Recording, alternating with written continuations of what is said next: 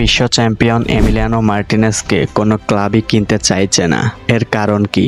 Emiliano Martinez Aston ভিল্লা ছেড়ে যাবেন এই গুঞ্জনটি ওঠার পর তাকে কেনার আগ্রহ প্রকাশ করেছিল Chelsea, Manchester United, Atletico Madrid, Barcelona, PSG.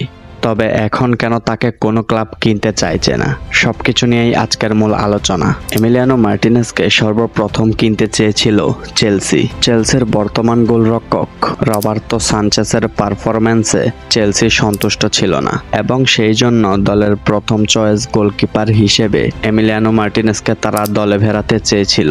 তবে ক্লাব বিশ্বকাপের ফাইনালে চেলসির গোলরক্ষক রবার্তো সানচেজের অতিমানবীয় পারফরম্যান্সের পর তারা সামনের সিজন থেকে রবার্তো সানচেজের উপরেই ভরসা রাখে। সেই জন্য এমিলিয়ানো মার্টিনেজের কাছ থেকে সরে আসে। এরপরে তাকে দলে ফেরাতে চেয়েছিল অ্যাটলেটিকো মাদ্রিদ, যেই দলকে দ্বিতীয় আর্জেন্টিনা টিম বলা হয়। অ্যাটলেটিকো মাদ্রিদের গোলকিপার অবলাকের বয়স হয়ে গিয়েছে এবং এমিলিয়ানো মার্টিনেজ একজন আর্জেন্টাইন হওয়ায় তাকে দলে নিতে চেয়েছিল তারা। পরবর্তীতে হুয়ান মৌসোর কথা চিন্তা করে তারাও এমিলিয়ানো মার্টিনেজের কাছ থেকে সরে আসে। এরপরে তাকে দলে নিতে চেয়েছিল এফসি বার্সেলোনা। বেশ কিছুদিন ধরে একজন ভালো গোলকিপারের অভাবে ভুগছিল বার্সেলোনা। দলে টার স্টেগেন থাকলেও বড় ম্যাচে তার বাজে পারফরম্যান্সের কারণে অনেকবারই শিরোপা হাতছাড়া করেছে বার্সেলোনা এবং এমিলিয়ানো মার্টিনেজের বয়স হয়েছে। সেই জন্য তারা তরুণ গোলকিপার হিসেবে হুয়ান গার্সিয়াকে 25 মিলিয়ন ইউরোতে দলে সাইন করিয়েছে। এরপরে তাকে দলে নিতে চেয়েছিল পিএসজির বর্তমান গোলরক্ষক জিয়ানলুইজি ডোনারুমার ক্লাব ছাড়ার কথা ছিল এবং পিএসজি এই সিজনে ইউএফএ চ্যাম্পিয়ন্স লিগ জেতায় তিনি আর পিএসজি ছেড়ে যাবেন না।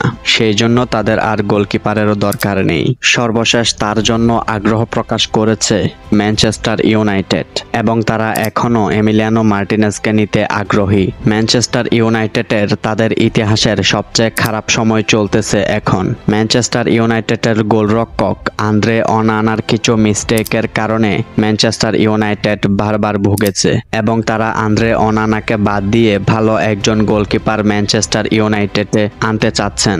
তাদের প্রথম চয়েস হচ্ছে এমিলিয়ানো মার্টিনেজ, কিন্তু সমস্যা হচ্ছে অ্যাস্টন ভিল্লা এমিলিয়ানো মার্টিনেজের রিলিজ ক্লজ বেশি রেখেছে। অ্যাস্টন ভিল্লা এমিলিয়ানো মার্টিনেজের জন্য 45 মিলিয়ন ইউরো দাবি করেছে এবং তারা কোনো মতেই 40 মিলিয়ন ইউরোর নিচে বিক্রি করবে না। ম্যানচেস্টার ইউনাইটেড এই সিজনে আরও সাইনিং করিয়েছে এবং সেই জন্য দলের ফাইন্যান্সিয়াল প্রবলেমের কথা চিন্তা করে এমিলিয়ানো মার্টিনেজকে লোনে নিতে চেয়েছিল।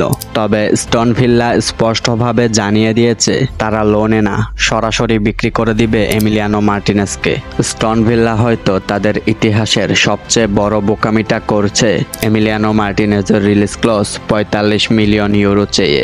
32 বছর বয়সী একজন গোলকিপারকে বিশ্বের কোনো ক্লাব কোনোদিন 45 মিলিয়ন ইউরো দিয়ে কিনবে না। গত সিজনে লা লিগায় সর্বোচ্চ ক্লিনশিট রাখা গোলকিপার হুয়ান গার্সিয়া মাত্র 24 বছর বয়স। তাকে বার্সেলোনা দলে ফিরিয়েছিল মাত্র 25 মিলিয়ন দিয়ে। তবে সেই জায়গায় যদি এমিলিয়ানো মার্টিনেজের রিলিজ ক্লজ 45 মিলিয়ন হয় তাহলে কোনো ক্লাবেই সে আর যেতে পারবে না। দিন শেষে ফ্রি এজেন্ট হিসেবে ছেড়ে দিতে হবে।